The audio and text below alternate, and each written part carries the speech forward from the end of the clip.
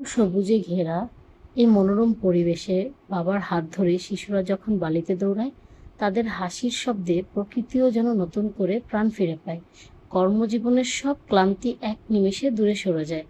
আসলে সবচেয়ে দামি আরামটুকু লুকিয়ে আছে এই সহজ পরিবারের সাথে কাটানো সুন্দর মুহূর্তগুলোর মধ্যেই। বাহিরের ব্যস্ততা নয়, ভেতরের আনন্দই জীবনের সবচেয়ে বড় প্রাপ্তি। আর এই প্রাপ্তিটুকুর জন্যই আজকে আমাদের এই ছুটে চলা।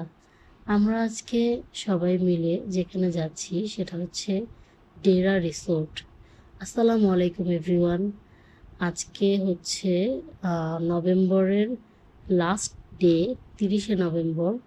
আমরা ঘর থেকে বের হয়েছি সুন্দর মুহূর্ত কাটানোর জন্য আমাদের পরিবারের সবাইকে নিয়ে।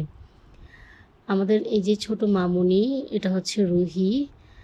রুহি রুহির আব্বু আম্মু, রুহির ছোট বোন রোজা, আমি এবং আমার হাজবেন্ড ও আজান, আমরা সবাই মিলে সকাল 9টায় বাসা থেকে বের হয়েছি মানিকগঞ্জের উদ্দেশ্যে। আজকে আমাদের যেটা হচ্ছে গন্তব্যস্থল ডেরা রিসোর্ট। তা আমরা রাস্তায় একটু ব্রেক নিয়ে খাওয়া দাওয়া করে রিসোর্টের সামনে অলরেডি চলে এসেছি। দেখতেই পাচ্ছেন সবুজে ঘেরা একটা রিসোর্ট। আমরা রিসোর্টে যখন চেক ইন করি তখন অলমোস্ট 1টা বাজে। তো আমাদের চেক ইন টাইম ছিল হচ্ছে 2টা। আমরা 1টার মধ্যে চলে যাই, কিন্তু আমরা যাওয়ার আগে আমার ছোট বোন, আমার আম্মু, ওর হাজবেন্ড, বেবি, ওরা আগেই চলে যায়। ওরা আমাদেরও আগে বাসা থেকে বের হয়। তো আমরা পার্কিং করে রিসিপশনে চলে যাই চেক ইন করার জন্য। তো এর মধ্যে ওরা, যারা রিসোর্টের লোক আছে, ওরা চলে আসে আমাদের ব্যাগ লাগেজগুলা ওরা বাগিতে উঠানোর জন্য। আমরা ওখানে পৌঁছানোর পরপরই আমার ছেলে তো দেখেন দৌড়াদৌড়ি শুরু করে দিচ্ছে। ওদের ওইখানে সাইকেল আছে, বাচ্চাদের সাইকেল খেলার জন্য। তো ওইখানে চলে গেছে, সেই নেমে পড়ছে। ও জুতাটা পর্যন্ত পরে নাই। ও এত এক্সাইটেড, আসলে ঘুরতে গেলেও খুবই খুশি থাকে। আর ওদের এই হাসি খুশি মুখগুলো দেখার জন্যই কিন্তু আসলে আসা। যাই হোক, আমরা এখন যেখানে বসে আছি সেটা হচ্ছে ওদের রিসিপশন এরিয়া। ওদের রিসিপশন এরিয়াতে ওরা হচ্ছে চেক ইনের যে কাজগুলো আছে ওরা সেগুলো করতেছিল।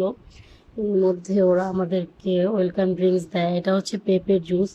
যদিও আমি পেঁপের জুস একদমই পছন্দ করি না, তাই আমি খাই নাই। রুমকিও পছন্দ করে না, ও খায় নাই।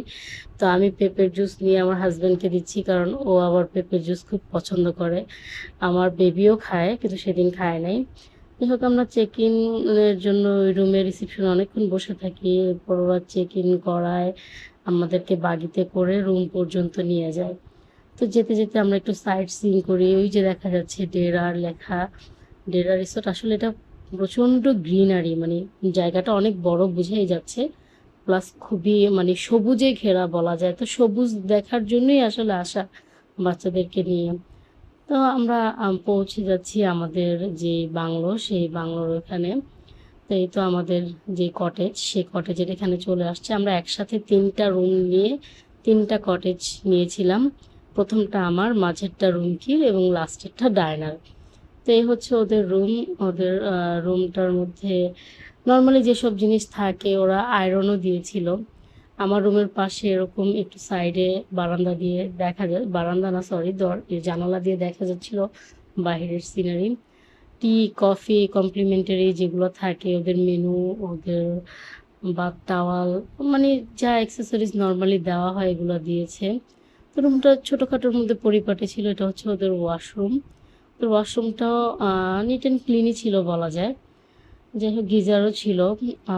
তো এদের রুমের বাইরেই ছিল এই স্পেসটা। এই স্পেসটার জন্য আমরা আসলে অন্য কটেজগুলো না নিয়ে এই রুমটা নিয়েছি, যাতে বাইরে একটু আড্ডা দেওয়া যায় বা গল্প করা যায়। তো এসেই ঢুকে আমি সবার আগেই একটা কফি বানিয়ে নিলাম নিজের জন্য।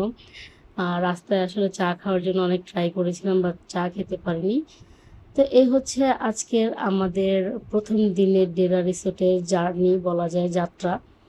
তো আর সাথে থাকেন, আগামীতে আরও 2-1টা ব্লগ এটার আপলোড হবে, যেখানে আরও ডিটেলসে সব কিছু বলা হবে।